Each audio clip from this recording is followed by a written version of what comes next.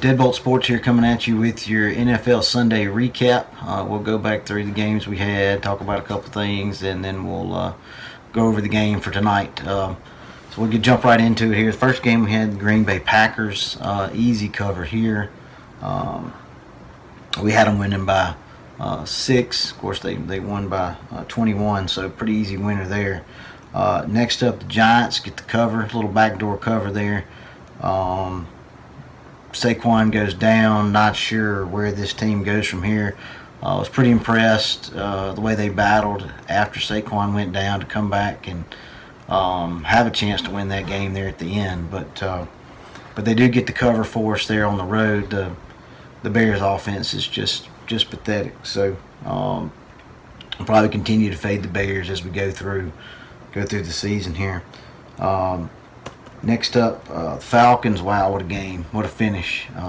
Unbelievable. Up almost 3 touchdowns and end up losing that game there at the end. Luckily, we were on the Falcons. We had the points.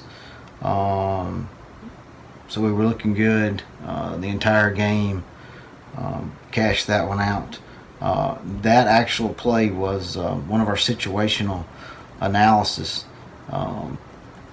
that we look at. Atlanta was an away dog off a loss. In that situation, in a non-division game, they're 37-27. Again, we've talked about before on here, there's always 2 sides to every story. So just because one trend favors one team, we've got to look at the other side. And this is kind of what we went over when I gave you these plays on Deadbolt Daily last week. But again, Dallas is a home fave off a loss, is 18-29. So again, we had a pretty good setup there to be on Atlanta. Atlanta gets the cover for us. San Francisco absolutely destroys, even with all the injuries. Mostert goes down. He's on my fantasy team. Was not happy to see that. Garoppolo, I think, got hurt. Just tons of injuries, and they still just absolutely destroyed the Jets. We had them winning by 12. Obviously, they won by way more than that. So San Francisco comes through for us. The Rams, we had the Rams as a favorite. They destroyed the Eagles, who just defensively is just not a good defensive team. That was obvious based on watching Washington play yesterday, knowing they gave up as many points as they did to them. Next up, Tampa Bay.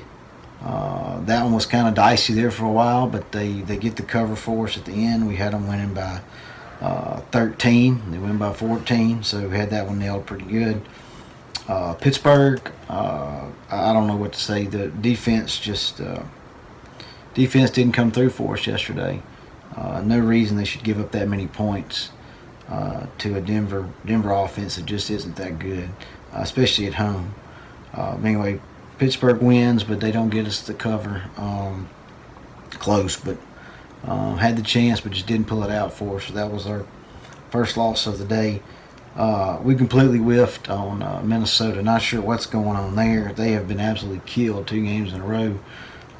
Colts defense that gives up as many points as they did to Jacksonville. You felt like Minnesota would be able to put some points on the board, but they didn't. So not sure really what's going on there, but probably an avoid going forward, at least till we see them get the ship righted there in Minnesota.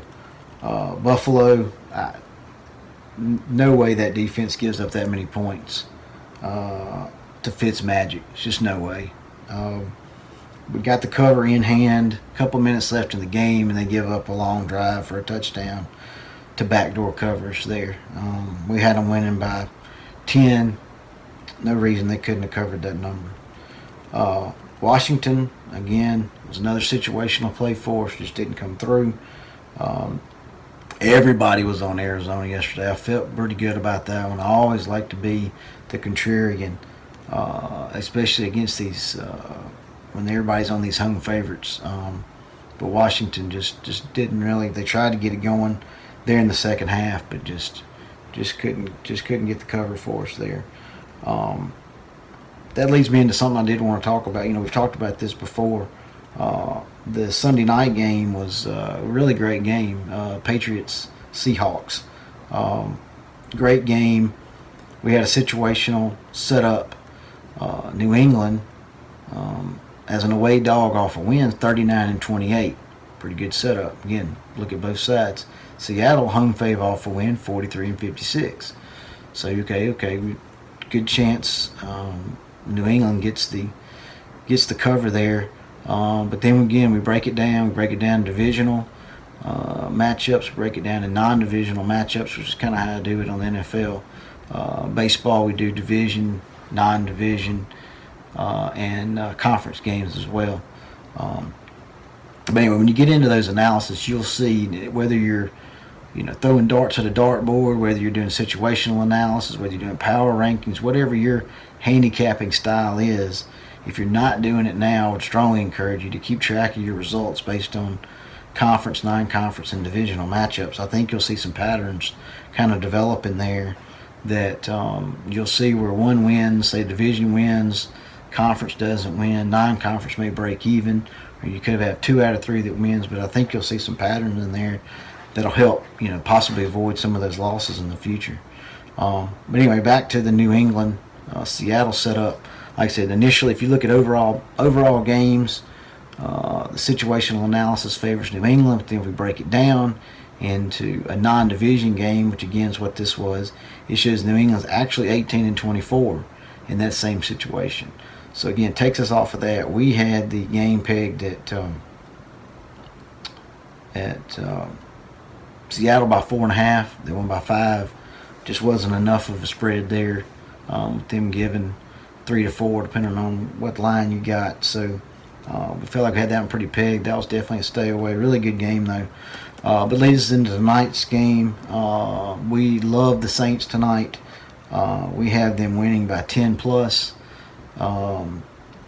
We also, on top of our numbers, power ranking numbers showing a 10 plus point win.